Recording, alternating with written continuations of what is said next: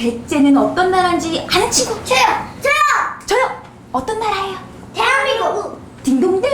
딩동! 너무너무 잘하는데 1번! 그럼 백제가 어떤 나라고 의자왕이 누군지 지금부터 알아볼까요? 자, 책을 펼쳐서 어떤 이야기가 펼쳐질지 봅시다. 옛날 백제에는 의자왕이라는 왕이 살고 있었어요.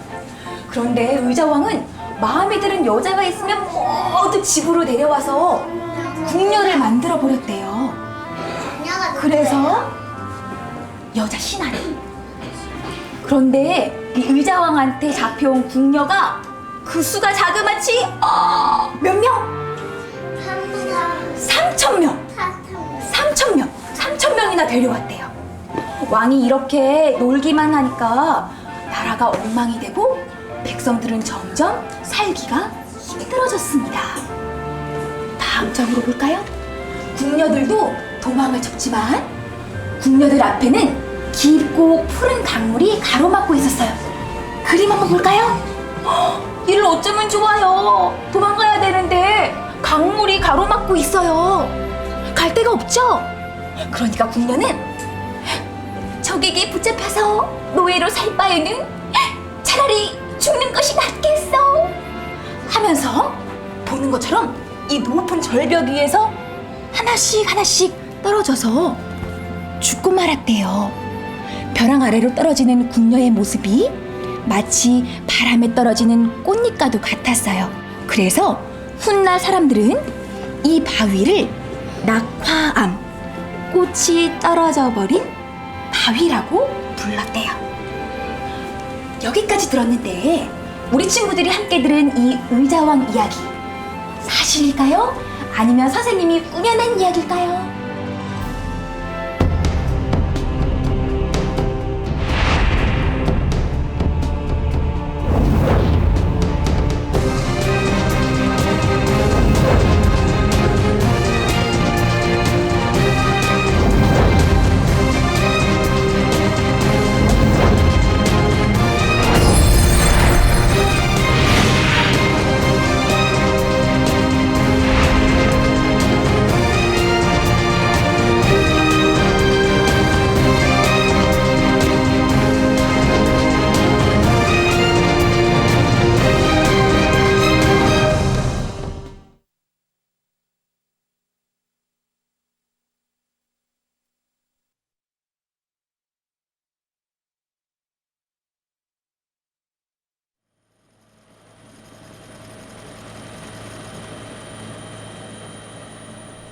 백제의 옛 수도 사비.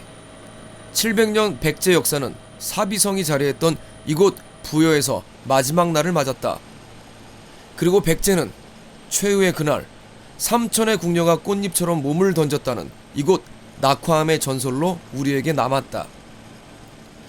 삼천 궁녀도 삼천의 궁녀를 거느렸다는 의자왕도 먼 과거가 됐지만 그래도 사람들은 여전히 이곳에서 오래된 이야기를 떠올린다. 영산군 때 아니 삼천궁녀 빠져 죽었다 캐가 왔지. 나도 한번 죽어볼까? 한번 빠져 죽어볼까? 올랑강 좀 마음이 짠한 게 좀 옛날에 그거 있는 거 뭐 그랬네요.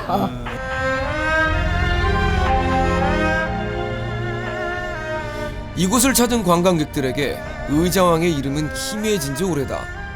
하지만 백제의 마지막 왕이 삼천의 궁녀를 둘 만큼 타락했고 그로 인해 백제가 비극적인 최후를 맞았다는 것만은 여전히 강렬하게 남아있다.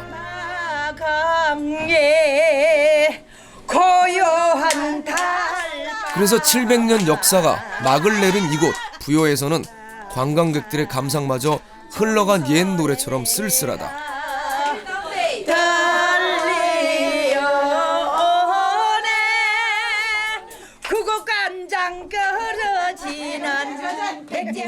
금으로 도금을 한 거예요.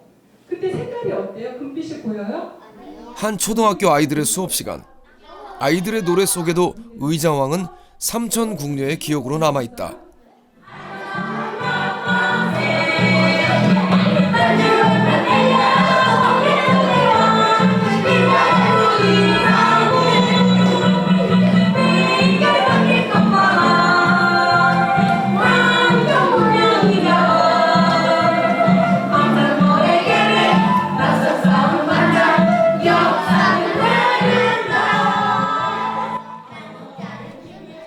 우리 역사의 중요 사건들을 한 번에 익힐 수 있다는 이 노래. 아이들은 이 노래를 통해 의자왕과 삼천궁녀 이야기를 배우고 또 의심 없이 믿는다. 하고요. 이 봉황의 이 모습에 굉장히 삼천궁녀들이 뛰어내려서 죽은 곳. 그거 사실일 것 같아. 어때? 사실이죠. 사실일 것 같아요. 백개 선생 떡방아 삼천궁녀 의자왕 황상벌에게 백 맞서 싸운 관창 역사는 흐른다. 거기 나오는 노래들은 다 사실일까? 그럴 것 같아요. 역사를 배우기 시작하는 아이들부터 나이 지긋한 어르신들까지 모두의 기억에 자리 잡은 의자왕과 삼천궁녀. 그렇다면 역사가 기록하는 의자왕도 같은 모습일까? 삼국사기는 의자왕과 궁녀들의 이야기를 이렇게 기록하고 있다. 봄 3월에 왕이 궁인들과 더불어 음란과 향락에 빠져 술 마시기를 그치지 않았다. 우리에게 익숙한 의자왕의 모습이 드러나는 대목이지만 삼천의 궁녀라는 표현은 보이지 않는다. 삼국사기의 이 기록은 우리 역사에 남은 궁녀에 대한 최초의 공식 기록이기도 하다. 이후 궁녀의 숫자에 대한 최초의 언급은 조선시대 이익의 성호사설에서 찾을 수 있는데 조선의 궁녀 숫자가 600명에서 700명 사이라고 기록돼 있다. 백제보다 인구도 많고 영토도 넓었던 조선에 채 700명이 안 되는 궁녀가 있었다면 백제 말기 삼천의 궁녀가 과연 가능했을까? 우리나라의 궁인이 궁녀가 600명을 넘은 사례가 없다. 그게 이거 궁중 연구하는 사람들의 증언이에요. 그건 뭐 어디 가든 얘기할 수 있어. 근데 3,000명이라고 하는 것은 말도 안 되는 소리예요.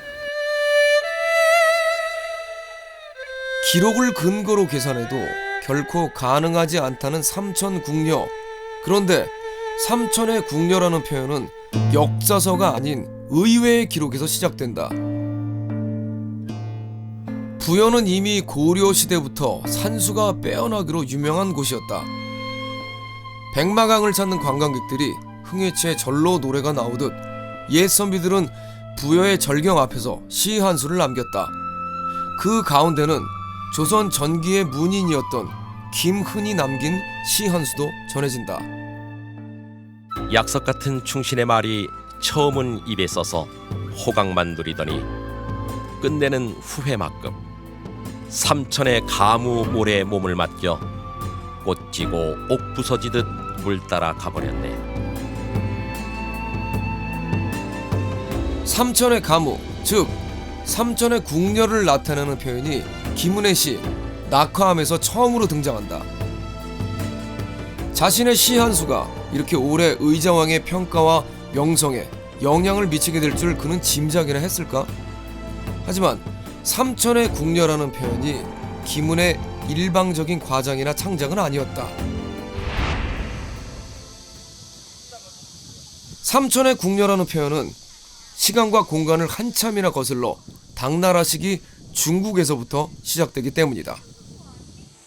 이태백, 두보와 함께 중국의 3대 시인으로 꼽히는 백거이.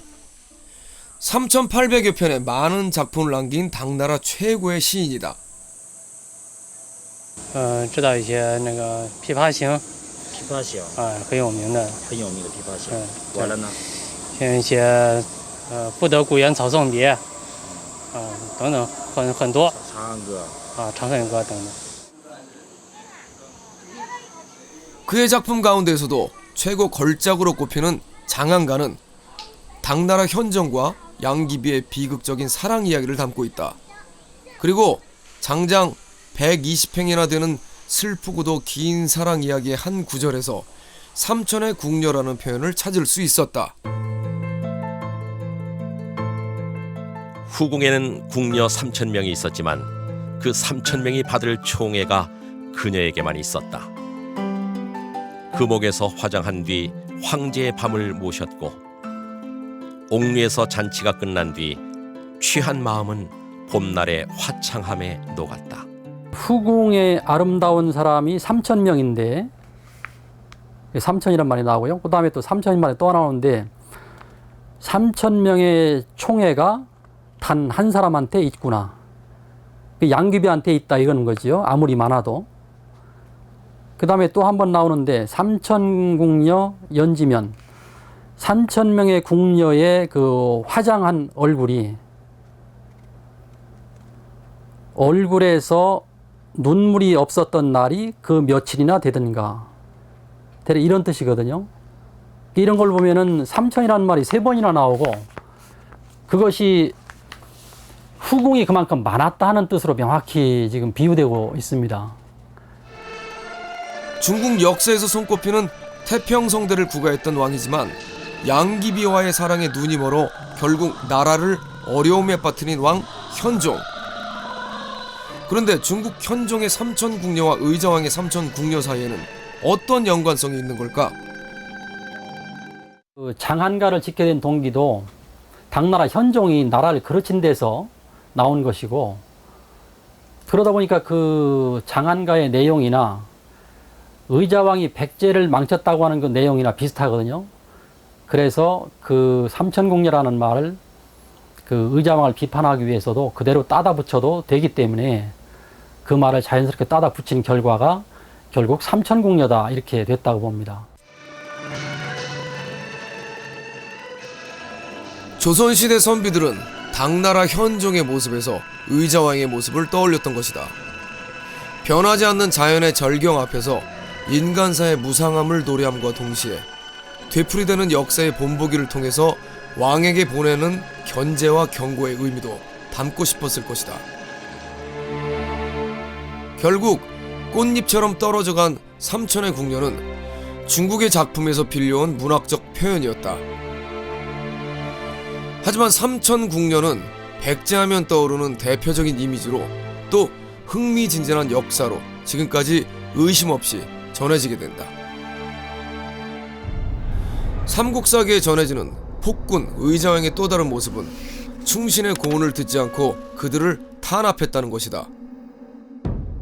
좌평 성충이 극력 말렸더니 왕이 성을 내며 그를 옥에 가두어 버렸다. 이로 말미암아 감히 말하는 자가 없었다. 낙화암을 품고 있는 부소산 기슭에는 백제 말에 새 충신으로 꼽히는 성층과 흥수 그리고 계백장군의 위패하와 영정을 모신 삼충사가 자리하고 있다. 사적비에도 성층과 흥수는 왕에게 충언을 하다 목숨을 잃은 충신으로 기록돼 있다. 그렇다면 성층과 흥수가 왕에게 했다는 충언은 어떤 내용이었을까? 성층과 흥수의 시대였던 7세기로 돌아가 그 해답을 찾아보자.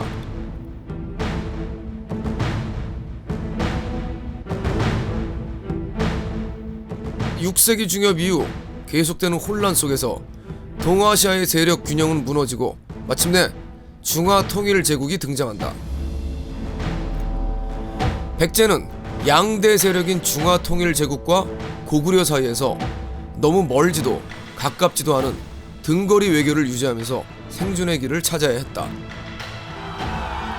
급변하는 국제정세 속에서 살아남는 일 외에 의자왕에게 주어진 또 다른 과제는 신라에게 빼앗긴 옛 땅을 찾는 일이었다. 무능과 타락의 대명사가 된 의자왕이지만 그는 누구보다 활발하게 영토 확장을 이룬 왕이었다. 왕위에 오르자마자 직접 군대를 이끌고 신라의 40여 개 성을 함락시키면서 영토 회복 전쟁에서 큰 성과를 거둔다. 백제의 공격을 견디다 못한 신라는 당의 연호와 복식을 수용할 정도로 극단적인 친당 정책을 펴게 된다. 당을 배경으로 백제를 압박하려 한 것이다. 중국을 중심으로 한 세계 질서를 꿈꾸던 당나라 역시 백제에게 빼앗은 신라 땅을 돌려주고 신라 공격을 그만둘 것을 요구해왔다. 물론 말을 듣지 않으면 무력으로 침략하겠다는 협박도 함께였다. 백제가 유지해왔던 등거리 외교는 더 이상 지속될 수 없었다. 당과 신라의 의도대로 끌려가는 것도 또 정면으로 맞서는 것도 모두 위험하긴 마찬가지였다. 결단이 필요한 순간이었다. 그리고 의자왕의 결단은 당과의 관계를 끊고 고토 회복을 위해 신라 공격을 계속하는 것이었다. 고구려와 당의 전쟁에서 고구려가 승리했던 일도 의자왕에게는 자신감을 심어줬을 것이다. 고구려가 멸망할 때 인구가 그 69만 7천호입니다. 한 350만 정도 오고요. 백제는 76만 호니까 한 380만 됩니다. 인구가 더 많고, 그리고 이제 경제력이 더 위에 있던 그런 이제 나라가 되는데, 과거에 수나라 양제가 고구려가 싸워서 졌단 말입니다. 또 영명하기로 소문이 난 당나라 태종도 피했어요.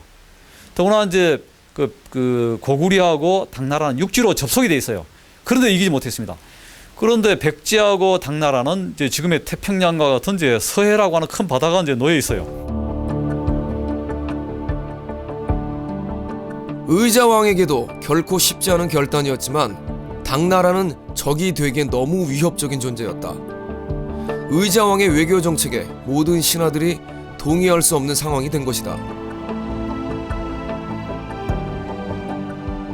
성충 같은 경우는 의자왕과 결국 대립각을 세운 게, 그러니까 중국과의 관계를 그러니까 끊는 그것이 굉장히 아마 그 위험성을 지닌 것으로, 성충이라도 흥숭이라도 아마 그런 신하들은 뭐 그동안 백제가 중국과의 관계를 계속 중시하면서 발전을 해왔던 역사도 있고 또 중요성도 또 알고 있기 때문에 의자왕이 그 관계를 끊는 모습을 보고 그거에 대해서는 아마 반대를 하면서 나선 게 아닌가. 거기서부터 문제가 생긴 것이 아닌가.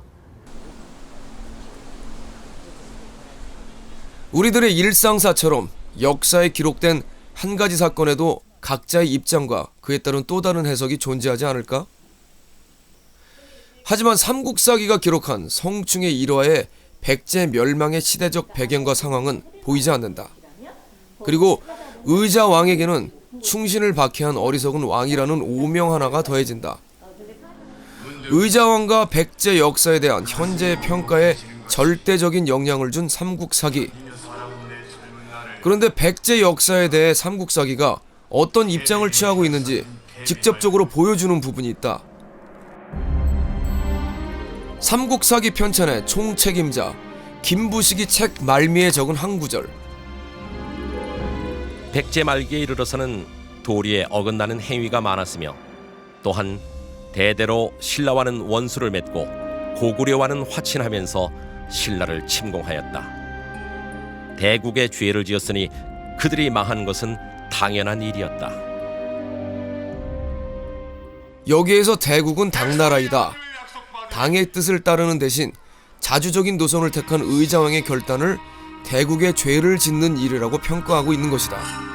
백제의 멸망을 바라보는 시각이 중국 중심의 시각, 또 신라 중심의 그 입장에서 백제의 모든 것들을 이제 평가하려고 이제 한 것이고, 결국 이제 그러한 것이 작용하다 보니까 그와 같이 이제 부정적인 모습들이 이제 많이 이제 필요 이상으로 이제 삼국사기 안에도 이제 포함되게 된 것으로 볼 수 있을 것 같습니다.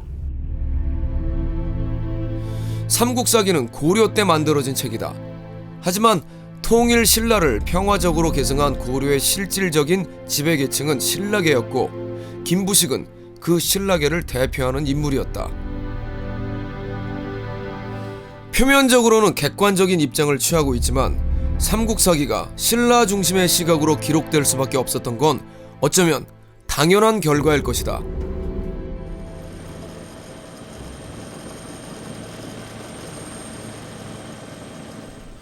삼충신 가운데 또 한 명의 충신인 계백.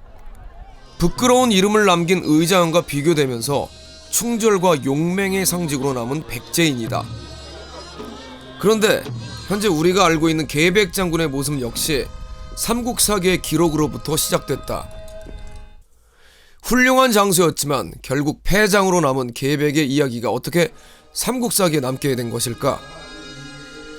더욱이 삼국사기 인물편이라고 할 수 있는 열전에는 모두 49명의 인물이 수록되어 있는데 백제인은 계백을 비롯해 단 3사람뿐이다. 그 조선왕조가 개창한 데 있어서 걸림돌이 됐던 사람이 유명한 이제 포은 정몽주 선생 아닙니까? 그런데 조선왕조가 이제 들어서고 나서는 정몽주 선생이 띄워지고 있어요. 바로 이제 정몽주 선생 같은 충신이 조선왕조도 필요로 했던 것입니다. 마찬가지로 계백장군도 신라군의 입장에서 볼 때는 이제 적이고 신라군대의 진격을 방해했던 아주 그 힘든 상대였긴 했지만 계백과 같은 그런 충신이 신라에서도 필요하다. 신라 군인들에게도 이제 계백 같은 그런 이제 그 몸가짐, 정신자세로 살아라. 라고 하는 이제 차원에서 계백 장군의 어떤 이제 그 짧은 삶, 전쟁터에서 만난 그의 어떤 그 태도 이런 것을 이제 기록으로 남겨놓지 않았겠는가. 삼국사기가 기록한 충신 계백의 모습은 조선에도 그대로 이어진다. 삼국시대에 충신과 의사가 많았지만 사전에 나타난 것을 가지고 말한다면 마땅히 계백을 으뜸으로 삼아야 할 것이다. 유교적인 가치가 중요시되는 조선 사회에서 계백은 삼국을 통틀어 가장 귀감이 되는 충신으로 남은 것이다. 계백은 그만큼 강한 인상을 남긴 장소였고 어느 시대에나 본보기가 될 만한 훌륭한 장소였다. 하지만 계백과의 황산벌 전투에서 승리한 것은 신라였다. 결국 계백의 이야기는 삼국 통일을 이룬 신라의 입장에서는 자랑스러운 승전의 기록이기도 한 것이다. 충신으로 용맹한 장수로 계백 장군이 강조될수록 그를 이겨내고 삼국 통일을 이룬 신라의 승전은 빛을 발한다. 또 뛰어난 장수와 충신을 두고도 나라를 패망에 이르게 한 의자왕의 잘못은 더욱 부각될 수밖에 없다. 의자왕의 정치에 조금 어떻게 보면은 좀 반대하고 나섰던 그러한 이제 관료들은 백제가 망할 수밖에 없었던 활동을 한 의자왕에 대해서 이제 잘못된 부분을 지적을 하고 또 어떻게 보면 이제 백제를 보다 더 또 다른 방향으로 이렇게 나가게 하려고 역할을 했던 그런 인물들이기 때문에 이제 그러한 인물들에 대한 기록을 남기는 것 자체가 어떻게 보면 그 사람들에 대한 역사적인 평가를 멸망과는 다른 측면에서 바라보도록 해주기 때문에 상당히 긍정적으로 좀 평가를 해주게 만드는 그런 효과를 자연스럽게 가져온다고 볼 수 있을 것 같습니다. 기록으로 남아 오랫동안 사람들에게 기억되는 백제의 충신들. 그 옛날 백제를 점령했던 정복자들은 백제의 왕이 무능하고 타락했음을 기록하고 알려야 했을 것이다. 그래야 멸망의 이유와 그런 나라를 정복한 자신들의 행위가 정당화될 수 있기 때문이다. 수많은 여자들 그리고 충신의 말을 귀담아 들을 줄 모르는 어리석음은 망하는 것이 당연한 나라 백제의 왕을 위해 꼭 필요한 조건이 아니었을까? 백제사를 얘기할 때 우리는 앞에 수식어를 붙이는 것이 패망이라는 용어를 붙입니다. 이 용어는 그러니까 패망국 백제를 논의할 적에 우리가 주의해서 들어야 될 것이 있습니다. 우선은 백제가 망한 것은 사실입니다. 그리고 망했기 때문에 그들의 역사가 그들의 손으로 남기지 않았다라는 그런 문제를 우리는 이 패망국이라는 용어에서 찾을 수 있다라고 봅니다. 반면에 패망국이라는 용어를 앞세울 적에 그럼 백제사는 왜곡되어 있다라는 전제를 기본적으로 해야 된다고 생각합니다. 우리 역사 얘기할 적에 일본사 설명하면서 일본 서기는 일본인들 입장에 쓰여지기 때문에 왜곡됐다는 얘기를 많이 합니다. 근데 왜 우리는 삼국시대 역사를 적은 그 시기 기록은 그렇게 이해하지 않는지 저는 의문이 있거든요. 한 나라의 마지막 왕으로서 의자왕의 책임은 부정할 수 없다. 하지만 과장과 왜곡을 거쳐 만들어진 삼천궁녀라는 오명 때문에 의자왕은 너무 무거운 책임을 지고 있는 게 아닐까? 700년 흥망성쇠의 긴 이야기가 삼천궁녀 설화에 묻혀버린 백제의 역사 역시 정당한 평가를 받지 못하긴 마찬가지다. 그리고 제대로 평가받지 못한 백제의 역사는 백제의 마지막을 함께한 도시 사비, 부여의 인상에도 영향을 미친다. 몰락한 도시, 폐허의 이미지로 남게 된 것이다. 삼천궁녀와 낙화암을 소재로 한 이야기는 조선 선비들의 시조를 거쳐 근대의 문학작품에까지 이어진다. 그리고 그 안에서 그려지는 부여의 모습은 한결같이 몰락한 왕국의 고도가 갖는 쓸쓸함이다. 사자수 내린 물에 석양이 빗길째 버들꽃 날리는데 낙화함이란다. 모르는 아이들은 피리만 불건만 마음 있는 나그네의 창조를 끊노라. 낙화함, 낙화함, 왜 말이 없느냐. 당시 많은 신문과 잡지의 기자들이 또한 문인들이기도 했기 때문에 그 문인들이 직접 자신의 신문에, 자신의 잡지에 그 부여에 관련된 여러 가지 표상들을 적어 내려가기 시작했던 것이 당시에 그 주요한 신문이나 잡지를 보던 많은 일반인들과 지식인들의 어떤 이미지 형성에 굉장히 많은 영향을 끼쳤을 것이다 라는 것은 아마도 분명한 사실일 것이라고 생각을 합니다. 부여라는 도시나 백제라는 고대 국가에 대해서 아무래도 많은 일반적인 인식 속에는 몰락한 왕국이다, 폐허의 장소이다, 이런 인식들이 많았고, 그런 인식들이 문인들의 여러 부여를 방문한 시나 소설들에도 자동화되어서 나타나고 있었다라고 볼 수가 있겠습니다. 그런데 몰락한 왕국 백제와 부여는 일제 강점기에 들어 새삼 주목을 받게 된다. 백제의 마지막 왕성이었던 부소산성, 삼충사 옆 우거진 풀숲 사이로 하수구처럼 보이는 구멍이 하나 눈에 띈다. 이제는 아무도 눈여겨보지 않는 곳이지만 이곳은 일본이 부여와 백제의 역사를 이용하려 했던 흔적이다. 저희 어렸을 때도 여기 마음대로 드나들고 그랬어요. 지금은 이렇게 완전히 하수구도 일부분 같이만 보이는데 이 자체가 서서도 마음대로 지날 수 있는 그런 교통로였었다는 거. 일제의 잔재라고 그래서 이게 이제 스스로 파내고 없어지고 그랬는데 요것만 어떻게 남아 있어요. 그런데 이 내부는 그냥 살아 있습니다. 해방으로 인해 완성을 보지는 못했지만 당시 이곳에는 신궁 건설이 진행 중이었다. 일제강점기, 일본은 강제 신사참배를 통해서 조선을 정신적으로 지배하고자 했다. 신궁 앞에서는 지위고하를 막론하고 누구든 고개를 숙여야만 했다. 봉사대라는 이름으로 수많은 지식인들이 신궁 건설에 동원되기도 했다. 그런데 당시 조선에 건립되었던 1100여 개가 넘는 신사 가운데서도 부여 신궁은 가장 급이 높았던 2대 관폐 대사 중 하나였다. 부여 신궁 건설은 부여를 일본의 목적에 맞는 특별한 도시, 즉 신도로 만들기 위한 계획의 일부였다. 부여 신도 건설을 위해 대대적으로 부여 알리기에 나섰던 일제의 모습이 당시의 신문에 그대로 남아있다. 부여 명승지 탐방객을 모집하고 언론을 통해 관광지 부여의 모습을 부각시키면서 부여는 명승 고적지로 자리 잡게 된다. 부여의 명승지를 담은 사진첩이 발행되고 백마강 유람선 운행도 이때 처음 시작됐다.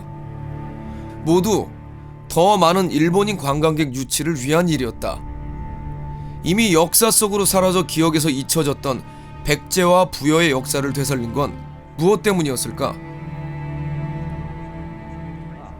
부여 쪽에 관심을 갖게 된 것이 1920년 후반에 와야 돼요. 문화 통치 속에서 어떻게 하면 그 내선 일체를 강조할 것이, 물론 내선 일체가 30년 이후에 되면 더 주창이 되지만 그 이전에도 여전히 동아 정책을 강화를 시켜요. 그러니까 동아 정책 강화 속에서 일본 역사하고 우리나라 역사의 특히 고대사를 복원하는 문제죠. 근데 그 중에서도 그 긴밀한 역사를 강조를 하는 겁니다. 그래서 그들의 고대 역사 가운데 아스카 문화가 있는데 그 아스카 문화 시기가 그 백제 문화하고의 긴밀한 그 내용들이 보이기 때문에 거기에 초점을 맞추어서 부여에 이제 관심을 갖게 되는 것이죠. 내선 일체 성지 부여, 일본이 계약한 부여의 미래였다. 그리고 일본의 이런 계획은 낙화암의 또 다른 이야기를 만들어낸다. 백마강변에 위치한 고란사, 고려 때 삼천 궁녀의 넋을 위로하기 위해 지어진 절이다. 고란사 벽화에는 치마폭으로 얼굴을 가리고 몸을 던지는 삼천 궁녀의 모습이 그려져 있다. 의자왕이 즐겨 마셨다는 고란초 이야기도 그림으로 남아있다.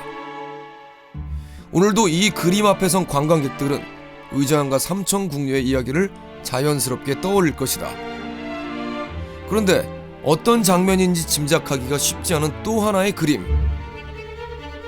이 그림 속 여인들은 뜻밖에도 당시 백제에 와 있었다는 일본의 유학생들이다. 백제와의 친밀성을 강조하기 위해 일본의 유학생이 백제 고도 부여에서 유학했다는 이야기를 만들어낸 것이다. 낙화암의 삼천궁녀 이야기에도 일본의 여인들이 끼어든다. 백제 멸망 당시 백제의 원군으로 왔던 왜군의 가족들도 낙화암에서 몸을 던졌다는 것이다. 일본인 사학자에 의해서 만들어진 이 새로운 낙화암 해석은 소설에도 그대로 활용된다. 중국의 침략으로 벼랑 끝에선 백제와 백제를 도와 싸운 외, 백제와 외의 인연을 강조한 이야기 속에서 조선은 제 나라를 지키는데도 일본의 도움을 받아야 했던 열등한 나라가 된다. 몰락한 고도 부여는 일본이 조선 사람들에게 심어주고 싶었던 무기력함과 패배주의를 이야기하기에 가장 적절한 장소였던 것이다. 동양의 폐허는 경주에 있다, 이런 유명한 구절이 있었는데요. 그것이 일본의 어떤 나라나 교토 같은 고대 도시와 비교하면서 그 고대 도시에 남아있는 문화와는 다르게 실제로 경주에는 아무것도 남아있지가 않다라는 점을 부각시킴으로써 조선이 얼마나 폐허와 같은 장소인가라는 것을 증명해내고, 부여 역시 마찬가지로 아무것도 없는 폐허에서 새로운 문화적인 흔적을 발견하고 부여를 새롭게 재조명하는 데에는 단순하게 그 문화적인 어떤 맥락만이 아니라 당시에 여러 가지 정치적인 맥락이 개입되어 있었다라고도 볼 수가 있을 것 같습니다.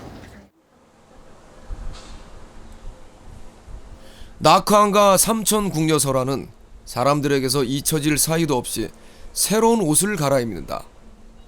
부여 고적에 대한 왜곡된 해석을 통해서 부여 성지화 작업에 필요한 기반을 다지고자 한 것이다. 그리고 이로 인해서 백제 역사는 또 한 번의 굴절을 겪는다. 식민지 시대의 역사 왜곡은 지금도 여전히 고란사 벽화 속에 남아있다. 일본인 관광객 유치를 위해 운행을 시작한 백마강의 유람선 역시 그때의 노선 그대로 운행되고 있다. 그리고 그때나 지금이나 변하지 않는 것 또 한 가지는 유람선에서 들려오는 익숙한 이 노래다. 당시 일본이 고대로부터 이어져온 조선과의 관계를 강조하기 위해서 이용한 것은 고란사와 낙화암의 전설만이 아니었다. 1930년대에 들어서 새로운 문화로 등장한 대중음악 속에도 우리 고대사에 관한 이야기가 등장한다. 지금도 백마강 유람선에서 들을 수 있는 꿈꾸는 백마강 역시 일제 때 만들어진 것이다. 일제 말기의 대중문화에서 특히 고대사에 대한 각별한 관심을 갖고 있는 것은 대동아 공영권과 확실한 관계가 있습니다. 무슨 얘기냐면 대동아 공영권은 대동아, 그러니까 동아시아가 크게 뭉쳐서 함께 잘 살자, 일종의 아시아주의거든요. 일제 말기가 될수록 오히려 그런 아주 설화적인 수준이나마 대중문화에서도 고대사에 대한 이야기나 관심사가 높아지고요.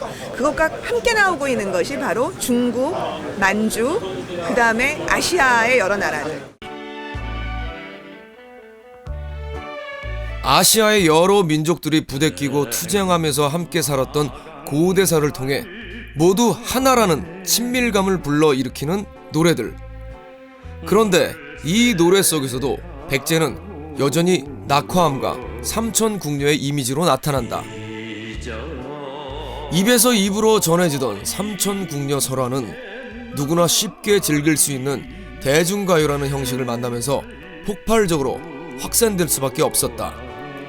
그리고 낙화암과 삼천, 궁녀라는 말이 짝을 지어 등장하면서 낙화암에서 3,000명의 궁녀가 뛰어내렸다는 이야기를 완성하고 있는 것이다. 백제에 대한 관념은 그 이전에 야담이나 뭐 이런 것을 통해서 이루어졌겠습니다만 그것이 대중예술사까지, 대중예술 분야까지 이렇게 광범위하게 퍼지고 있는 그런 현상은 확실히 일제 말기를 경유한 것이 거의 분명해 보입니다. 역사의 패자들이 모두 그렇듯이 백제 역시 백제의 입장에서 역사를 정리하고 변명할 기회를 한 번도 가지지 못했다. 오랜 시간을 거치며 시대에 따라 다른 목적과 필요에 의해서 왜곡되어 온 것이다. 그렇다면 해방 이후 백제 역사는 제대로 자리매김을 할 수 있었을까? 60년대에 들어선 군사 정권은 역사 속에서 새로운 이야기를 찾아낸다.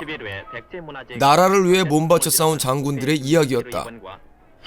쿠데타로 집권한 군사 정권에게는 정통성을 마련해줄 근거가 필요했고 역사 속 장군들과 군인 출신 대통령의 모습이 동일시되길 원했던 것이다. 이순신 장군이 구국의 성웅으로 추앙받게 된 것도 70년대를 지나면서부터다. 광화문 광장에는 이순신 장군의 동상도 세워진다. 그리고 이순신 장군과 함께 새삼스럽게 역사책 속에서 걸어나온 또 한 명의 장군은 바로 김유신이다. 충북 진천의 길상사. 이곳 길상사는 70년대 사적지 정화 사업으로 크게 증축되면서 현재의 모습을 갖게 되었다. 김유신 장군의 탄생지로 장군의 태를 묻었다는 이곳은 우리나라에서 가장 오래된 태실이다. 1500년 전의 인물이지만 태실은 지금도 잘 관리되고 있다. 박 대통령께서 이순신 장군을 큰 장군으로 제일 크게 이렇게 온양에다 해주시고 그 다음에는 김유신 장군을 이렇게 40평사당으로 널찍하게 잘해주시고 그 다음에 우리 김유신 장군은 하도 업적이 많아가지고 전국에 12개의 사당이 있다고 그래요. 우리 진천에 있는 사당뿐 아니라 강릉에도 있고 하부산도 강릉에 있고 또 충청남도엔 부여에 있고 경상남도 같은 3개가 있어요. 전국에 다 이렇게 그분에 대한 그 업적을 모시고 재양을 모시고 이렇게 지금까지 이렇게 떠받들고 있습니다. 그런데 김유신이 역사의 위인으로 부각되면서 백제 역사에도 영향을 미치게 된다. 신라의 천년고도 경주. 이곳에 70년대에 만들어졌다는 김유신 장군의 동상 하나가 자리 잡고 있다. 박차고 나가려는 말의 움직임과 빼든 칼에서 힘이 느껴진다. 그런데 그 칼 끝에는 특별한 의미가 담겨 있다. 칼 끝이 북쪽을 가리키고 있는 것이다. 동상 제작 당시에 박정희 전 대통령의 지시 때문이었다. 반공 이데올로기가 우리 사회를 지배했던 시절, 동상의 칼끝 하나도 반공 이데올로기로부터 자유로울 수 없었던 것이다. 반공이 국시로 내세워졌던 70년대, 고구려 정통론을 내세우는 북한에 맞서기 위한 역사적인 근거로 선택된 것이 김유신과 통일신라였다. 신라 통일의 주역들을 모신 통일전. 이곳 역시 1970년대 남북 통일을 표방했던 정부의 의지를 나타내기 위해 만들어진 곳이다. 신라의 화랑도 정신이 자랑스러운 우리의 민족 정신이 되고 통일신라가 대한민국의 뿌리가 되는 사이 백제 역사는 위축될 수밖에 없었다.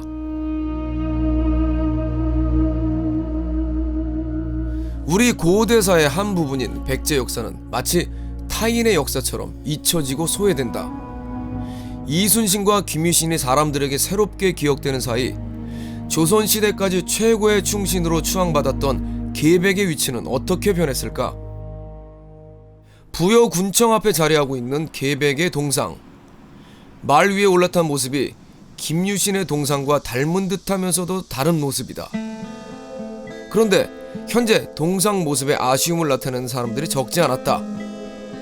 1980년대 초반까지 이 자리를 지키던 전혀 다른 계백장군 동상 때문이다. 본래 만들어졌던 것은 말꼬리를 쭉 뻗었어요. 그렇고 출전하는 모습으로 그냥 앞발을 들고 그냥 뛰는 그런 상이었었거든요. 그랬던 것이 짐승이 개나 소나 말이나 이런 짐승이 꼬리를 내리틀었다 그러면 나한테 굴복한 거예요. 그래서 지금은 꽁지가 좀 내려 있습니다. 어쨌든 우리나라에서 최초의 기마상이니까 그런 점도 가치관이 있고, 또 지금은 이 동상은 손을 이렇게 번쩍 들으시고 이게 무슨 신호인지 무슨 뭘 의미하는지 는 모르겠습니다.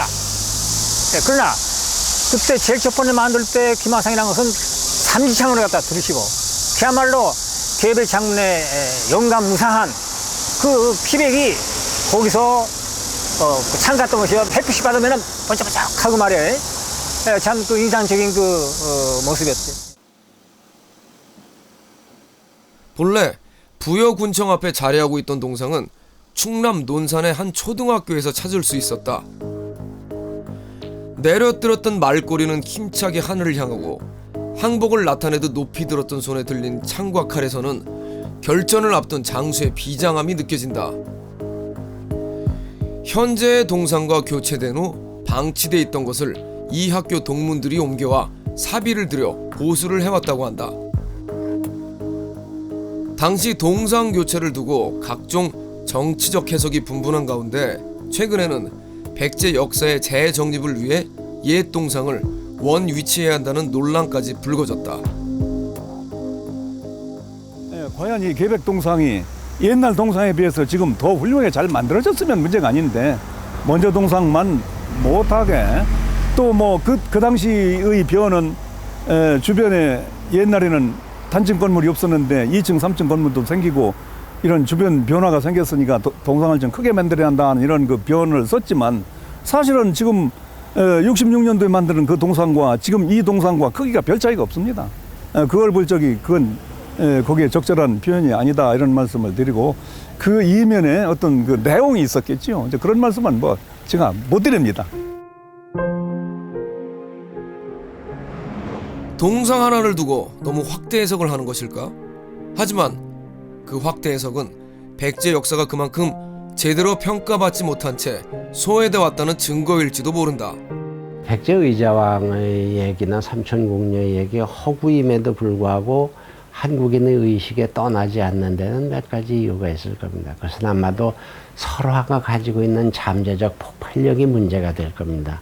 한국인들이 가지고 있는 이야기성, 센티멘탈리즘 이런 것들이 작용했을 것이고 또 한 가지는 해방 60년이 지난 지금에도 일본 식민지 사학은 아직 청산되지 않았다는 모습이 아직도 잔존 형태로서 백제사를 비하하고 의자왕을 비난하고 삼천궁녀를 이야기하는 쪽으로 잔류 농약처럼 남아있는 것이라고 저는 생각하고 있습니다. 스스로 자신들의 기록을 남길 수 없었던 백제의 역사는 오랜 시간 당대의 필요와 목적에 의해 왜곡되면서 본 모습을 잃어버렸다. 그래서 드라마 속 백제의 이야기에는 여전히 삼천궁녀가 빠지지 않고 의자왕은 코미디의 소재가 된다. 백제 역사 왜곡의 시작인 삼국사기의 시대로부터 수백 년이 지났지만 백제사에 대한 우리의 인식은 여전히 삼국사기의 관점에 머물러 있는 건 아닐까?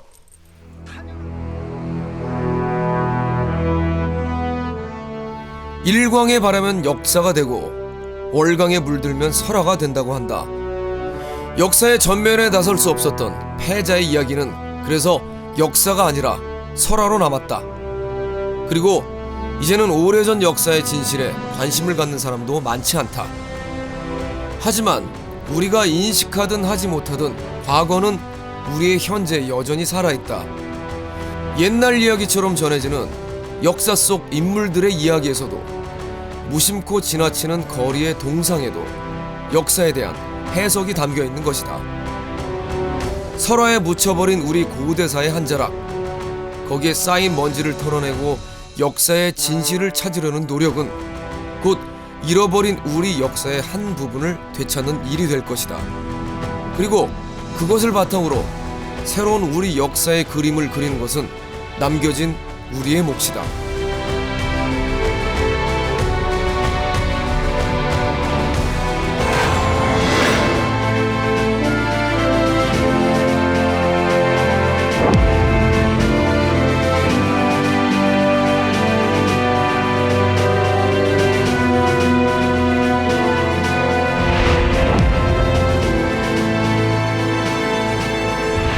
In East Asia, we can talk about Pekje as being something like a Phoenicia.